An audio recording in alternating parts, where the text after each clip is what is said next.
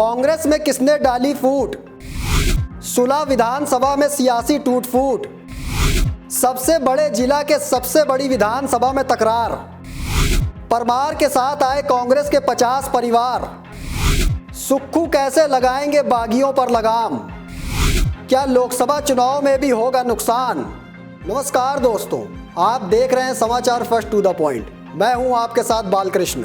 2022 के विधानसभा चुनावों में भले ही कांग्रेस ने पूर्ण बहुमत के साथ अपनी सरकार बनाई थी, लेकिन ये कहना भी गलत नहीं होगा कि अगर कांग्रेस के कुछ नेता उस वक्त बगावत ना करते तो शायद 40 विधायकों की जीत का आंकड़ा 42 या 43 तक पहुंच जाता।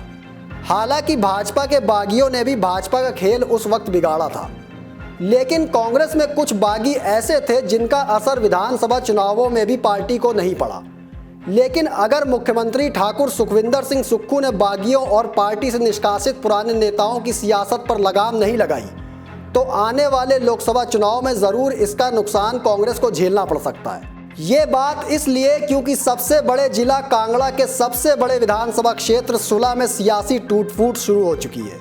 भगवान श्री राम को टाट से ठाट में लाने के बाद जहां एक और भाजपा सियासी तौर पर भी भगवा रंग में रंगी दिख रही है, तो वहीं दूसरी ओर विरोधियों को अपने पाले में लाने में भी कामयाब होती दिख रही है। सुलह के भाजपा विधायक विपिन सिंह परमार की अगुवाई में कांग्रेस से पूर्व ब्लॉक अध्यक्ष समेत 50 परिवार भगवा पटका पहन भाजपा में शामिल होते दिखे।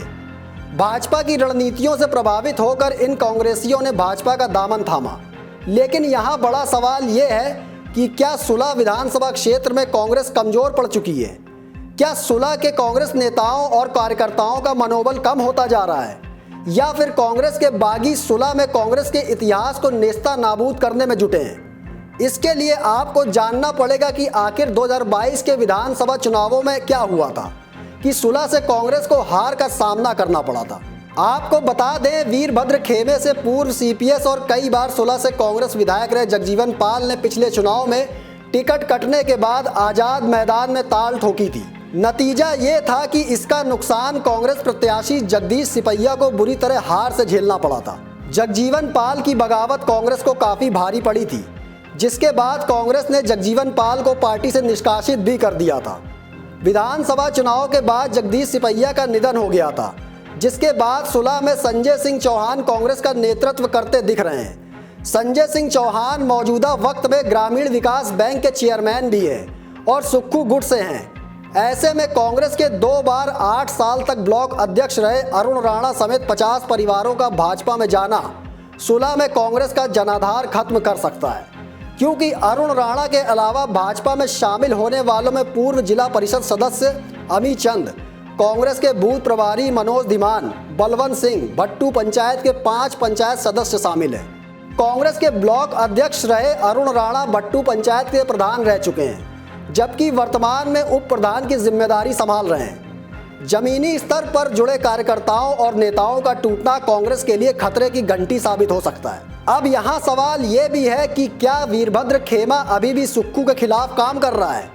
सवाल ये है कि क्या निष्कासित बागी नेता खुद कांग्रेस को कमजोर करने में जुटे हैं? सवाल ये है कि क्या सुक्खू की नई कार्यकारिणी और नए पदाधिकारियों से पुराने कांग्रेस के नेता खुश नहीं है? चाहे कुछ भी हो, अगर हिमाचल प्रदेश के सबसे बड़े विधानसभा क्षेत्र में कांग्रेस में टूट-फूट हो रही है तो इसका खामियाजा कांग्रेस को लोकसभा चुनावों में भी झेलना पड़ सकता है और इसका फायदा भाजपा को हो सकता है। ऐसे में मुख्यमंत्री ठाकुर सुखविंदर सिंह सुक्खू को पार्टी के खिलाफ काम करने वाले ऐसे नेताओं और कार्यकर्ताओं पर कार्रवाई जरूर करनी चाहिए। फिलहाल मुझे दीजिए इजाजत, फिर मिलेंगे एक और स्पेशल रिपोर्ट लेकर।